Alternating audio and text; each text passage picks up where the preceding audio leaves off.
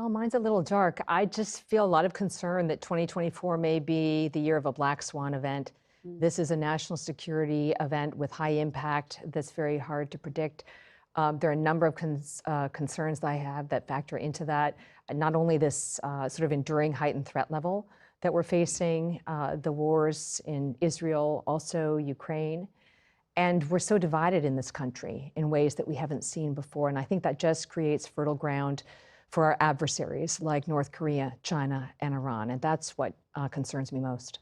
So essentially what this public-private partnership at the WEF is pushing for is for every person's access to the internet to be tied to a digital ID or a government-issued ID, but presumably a digital ID just because of where government-issued ID programs are all going essentially around the world.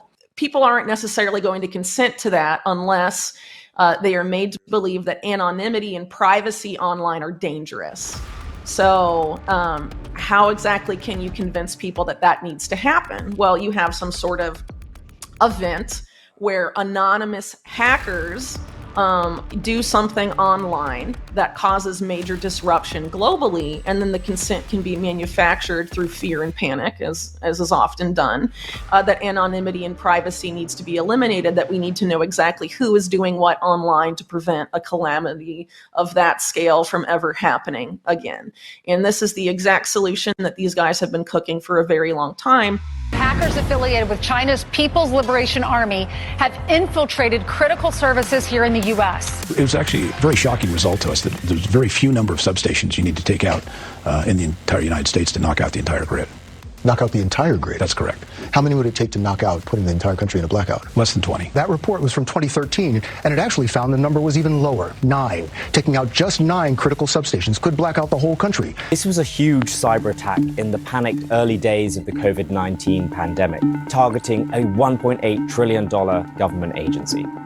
The truth of it has never been reported. This is the Department of Health and Human Services, and on March 16, 2020, they were going to full remote work.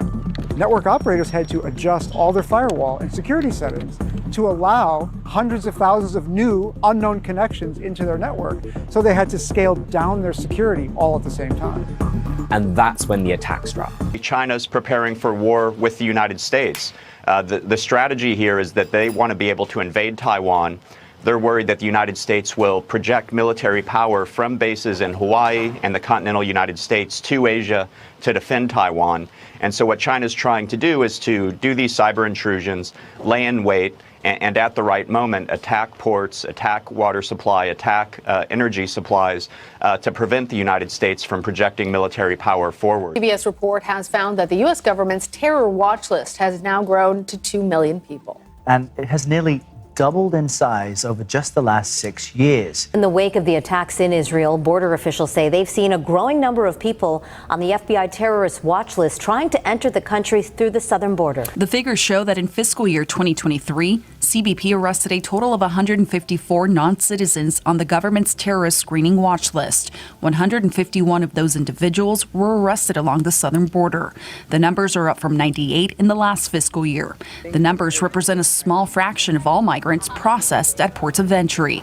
We are right now in a very dangerous moment in the world, a very unstable situation. News Nation has learned asylum seekers in New York City are going door to door. Because of political instability at home and abroad, because of the climate change crisis that is facing us each and every day, because of our global supply lines that are not as resilient as we had hoped. It is time for us to take action. And it is time for people like millennials and like progressives who have historically not been invested in their preparedness to take their action and preparedness journey right now.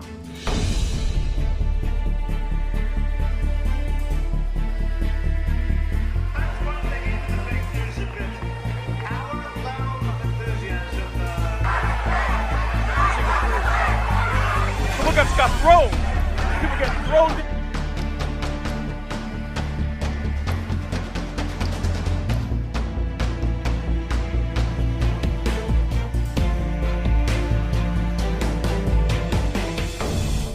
We are in the greatest bubble in modern history, all the way back to where the stock markets started in the late 1700s. That was Harry Dent, a best-selling author and financial editor who received his MBA from Harvard Business School, and he has a dire warning about the economy in 2024. That will then be the crash of our lifetimes. Hey financial warriors, welcome to the show. Now what you just heard are predictions from Harry Dent, who released his monthly rant about the economy on his YouTube channel a few days ago, and was also interviewed by Fox Business about his predictions that we are in an everything bubble, which will finally burst in 2024. In this video, we will go through what he predicts, and remember, this is just one scenario that could play out, but it may help you manage your risk next year. And as always, none of this is financial advice. So the prediction that is grabbing headlines from Dent is an 86% crash in the S&P 500, a 92% crash in the NASDAQ, and a 96% crash in crypto. Now, you may think that sounds insane,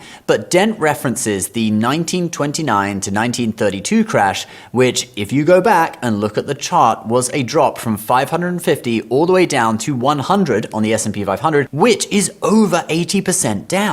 This is part of what he calls the 90-year cycle, where a massive once-in-a-century crash happens at roughly 30-year intervals. The first one was 1836 to 1842. The second one was the 1929 to 1932 crash, or the Great Depression. If we add 90 years to the peak in 1929, that gives us the next peak in the 90-year cycle around the year 2019, which would be the pre-COVID high for the stock market. Now look